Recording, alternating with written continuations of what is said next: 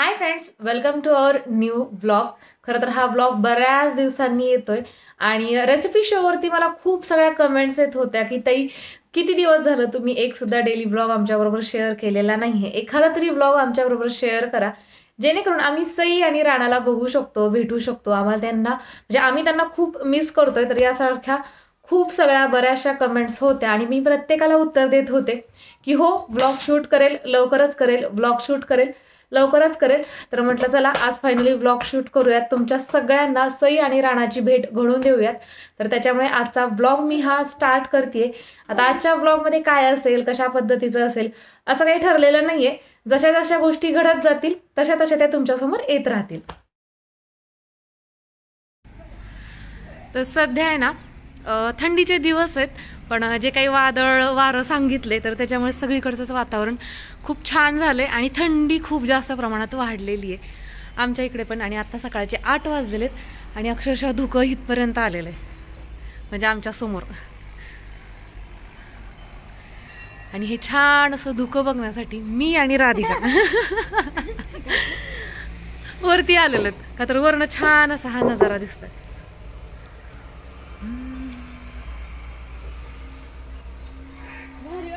अशा पद्धतीचं धुकं आमच्या इथं कधी पडत नाही शक्यतो.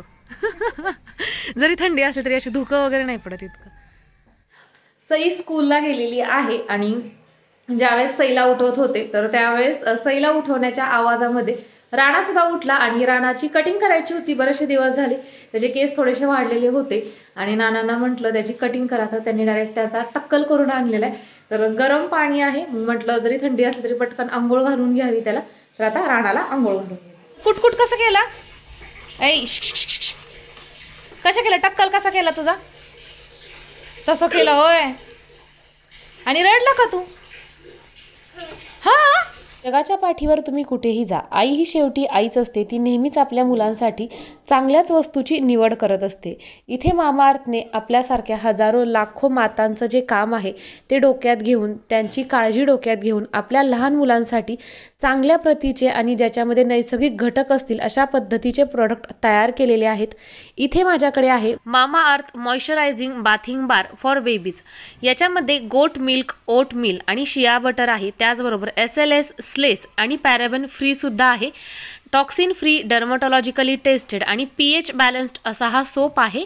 नवजात बाळांसाठी हा साबण सुटेबल आहे. बाळाची त्वचा स्वच्छ करण्याबरोबरच मॉइश्चराईज सुद्धा केली जाते. त्याचबरोबर रोजच्या वापरासाठी सुद्धा हा साबण अगदी योग्य अशा पद्धतीचा आहे आणि याचा जर सुगंध तुम्ही विचारताल तर अप्रतिम अशा पद्धतीचा आहे. अंघोळीनंतर मी माझ्या बाळासाठी वापरते मामाअर्थचा baby rich moisturising cream with almond oil आणि shea butter for dry skin. याचबरोबर हे मॉइश्चरायझर लावल्यानंतर आपल्या बाळाची जी त्वचा आहे ती 24 तासांपर्यंत मॉइश्चराईज राहते. हे दोन्हीही प्रोडक्ट जे आहेत ते डर्मटॉलॉजिकली टेस्टेड आहेत, pH बॅलन्स्ड आहेत, त्याचबरोबर मेड सेफ सर्टिफाईडसुद्धा आहेत. या दोन्ही प्रोडक्टच्या वापरामुळे आपल्या बाळाची कोमल आणि नाजूक त्वचेची हळुवारपणे काळजी घेतली जाते. हे प्रोडक्ट वापरण्यासाठी किंवा कॅरी करण्यासाठी अगदी सहज, साधे, सोपे अशा पद्धतीचे आहेत आणि व्हॅल्यू ऑफ मनी अशा पद्धतीचे हे दोन्ही प्रोडक्ट आहेत. या दोन्ही प्रोडक्टची लिंक तुम्हाला डिस्क्रिप्शन बॉक्समध्ये मिळेल, तिथून तुम्ही हे प्रोडक्ट खरेदी करू शकता. तुम्ही जर माझा शिंदे 2023 हा कुपन कोड वापरला तर तुम्हाला मामाअर्थच्या ऑफिशियल वेबसाईटवरती किंवा ॲपवरती 20% डिस्काउंट मिळेल. मामाअर्थचा एक खूप छान असा प्रोग्राम आहे, तो म्हणजे प्लांट गुडनेस इनिशिएटिव्ह. याच्या अंतर्गत ज्यावेळेस आपण मामाअर्थचं एखादं प्रोडक्ट खरेदी करतो त्यावेळेस ते आपल्या वतीनं एक झाड लावतात. म्हणजेच त्यांचं एक प्रोडक्ट खरेदी केलं म्हणजे एक झाड लावल्याच्या बरोबर आहे. मामाअर्थचं 2025 पर्यंत 1 मिलियन झाडे लावून पूर्ण करण्याचं ध्येय आहे. मामाअर्थचे प्रोडक्ट ॲमेझॉन, फ्लिपकार्ट, नायका याच्यावर तर अवेलेबल आहेतच. त्याचबरोबर मामाअर्थचे जे प्रोडक्ट आहेत ते हल्ली लोकल मार्केटमध्ये खूप इझिली अवेलेबल होतात. नेक्स्ट टाईम जेव्हा तुम्ही तुमच्या लोकल मार्केटमध्ये मामाअर्थचे प्रोडक्ट पाहताल त्यावेळेस तुम्ही मला तसं कमेंट करून सांगताल. आता झालेली आहे दुपारी तर तुम्ही बाहेर बघू शकता चांगलीच तीव्र अशा पद्धतीचं रखरखतं ऊन पडलंय सध्या, कारण की सध्या काय मोसमचा पत्त्याच लागत नाहीये. आणि बऱ्याचशा जणांच्या स्टेटसला मी एक छान अशा 2 लाईन वाचल्या, पण काय होतं ते मोसम मस्ताना काहीच गरज नसताना. कारण इथे वातावरणच तसं होतंय की असं छान पावसाळी वातावरण पण मधनं निर्माण होतंय, गुलाबी थंडीचा सुद्धा मधनच अनुभव येतोय. आणि दुपार झाली की बापरे काय ते ऊन. तर दुपार झालेली आहे आणि एक रेसिपी उरकून आता आम्ही चाललेलो आहोत, दोघेही चाललेलो आहोत दौऱ्यावर. आता तुम्ही म्हणताल कसला दौरा, तर आपला रेसिपी शो जो चॅनल आहे त्याच्यासाठी थोडीशी खरेदी करायची आहे. काय खरेदी करायची आहे, कशा पद्धतीची करायची हे तर आता पुढे गेल्यानंतर जसं जसं शूट घेईल तसं तसं तुमच्या लक्षात येईलच. डोक्यात तर असतात की हा हे बघायचंय ते बघायचंय अशा पद्धतीचं तशा पद्धतीचं, तर ते सगळं याच्यामध्ये असणार आहे. आणि रेसिपी शोवरती म्हणजे जसं आपण चॅनल क्रिएट केलेलं आहे, मी सांगितलं होतं की आपण एक छान अशी कॉम्पिटिशन घेणार आहोत.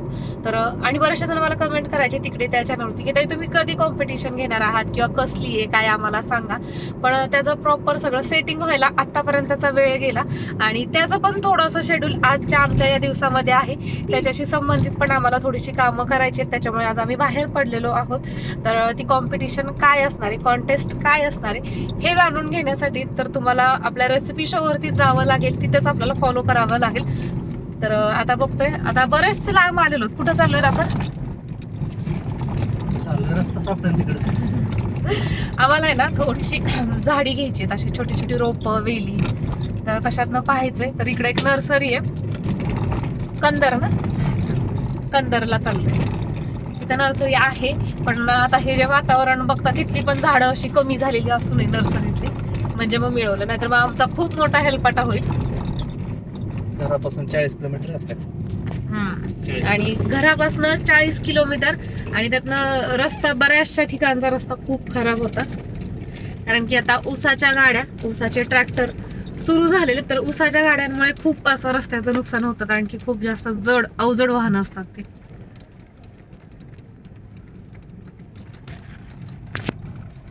आणखीन एक सांगते, आम्ही आता कुठे आहेत माहिती का, इथनं खाली जे आहे ना तिकडं रेल्वेचा ट्रॅक आहे. आणि जे तुम्ही सैराट पिक्चर पाहिला होता ना, त्यातमध्ये ते नाही का डान्स करत होते त्या ट्रेनच्या म्युझिकवर, तर ते डान्स त्यांनी इथं केलेला होता. आता परत मला कमेंट करतील की ताई तुम्ही आम्हाला ते दाखवायला पाहिजे होतं, पण हा असा ब्रिज आहे आणि ते असं खाली आहे खूप, ते तिकडच्या अँगलनी ते दिसत होतं मला, म्हणून तुम्हाला सांगितलं. परशानी त्याच्या मित्रांनी जो काही डान्स केलता ना त्याच्या प्रॉपर आता वरती आहेत आम्ही. कारण की बरेचशा बघा हे इकडं ते तिथनं तो ट्रॅक गेलेला आहे, ते पळत पळत आलते, ते मधनच ट्रेन आडवी आली, मग मस्त त्यांनी एन्जॉय केला. प्रत्येक मुवमेंट जगणं म्हणतात तसं त्यांनी ते केलं होतं. बघूयात की आता. तर आता आम्ही नर्सरीमध्ये आलेलो आहोत. बराच वेळ गाडी चालवली नाही मी, ह्यांनी चालवली, पण आता बघूयात कशा पद्धतीची झाडं आहेत.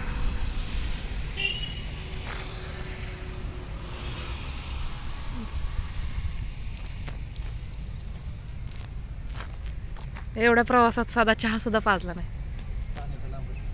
पाण्याची बाटली घ्या म्हटलं, पण मी पण विसरले आणि ते पण विसरले.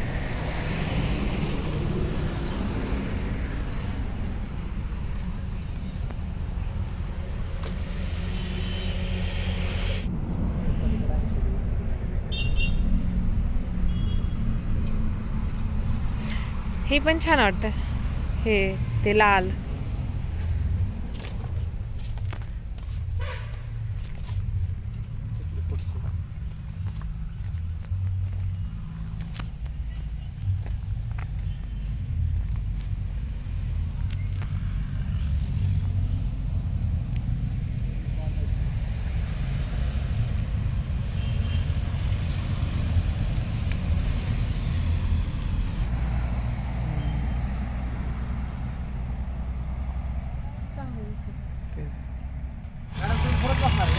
हा पुढे बसणार आहे, पण मग मी कुठे बसणार असं आहे ना. तर झाडं घेतलेली आहेत जी काही घ्यायची होती ती, आणि आता न्यायची अडचण झाली आहे खरं तर.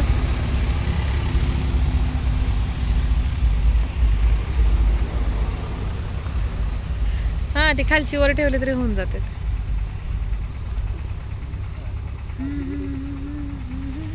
आता जवळजवळ 5 वाजत आलेले आहेत. आमचा बराच वेळ म्हणजे 2-3 तास गेले. इथे लाईनीने सलग 3 नर्सरी आहेत. तर मग आम्ही काय केलं, दोन्ही तिन्ही ठिकाणी चौकशी केली, इकडून तिकडं तिकडून इकडं असं करत बसलो. आणि मग फायनली ही रोपं घेतलेली आहेत. रोपं नाही, मध्यम आकाराची अशी झुडपं आहेत. तर ती दिसत पण असतील तुम्हाला आणि मग नंतर तर आणखीन दिसूनच येईल की नक्की कशा पद्धतीचं घेतलेले आणि हे कशासाठी घेतले आणि नक्की कॉन्सेप्ट काय आहे हे तुम्हाला नंतरच्या आपल्या रेसिपी शोवरती समजेलच की हे कसं आम्ही कसं डेकोरेट करणार आहोत हे सगळं घेऊन.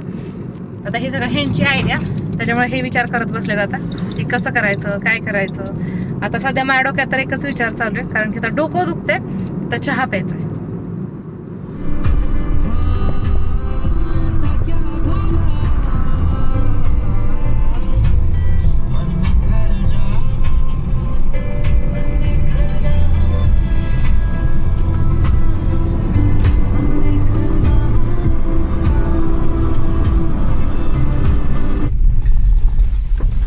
अंधार व्हायला लागलेला आहे आणि आम्ही घराच्या म्हणजे जवळ आलोय, गावाच्या जवळ. तर पुढं गाडीवर जे चालतंय ते मालक आहेत आणि मागं त्यांचा तो कुत्रा आहे. जवळजवळ 1 ते 1.5 किलोमीटर तो त्यांच्या मागे म्हणजे गावाकडे चाललेला. म्हणजे असंच त्याला बघून मला असं वाटलं, कुत्रं म्हणजे लहान लेकरासारखे असतात, ते बरोबर त्याच्या मालकाच्या मागं, आई वडिलांच्या मागं असे पळत राहतात. आणि ते खूप छान असं लढीवाळपणे हळूहळू पळत होतं आणि ते मालक पण हळूहळू गाडी चालवत होते. आता गेले ते पुढं.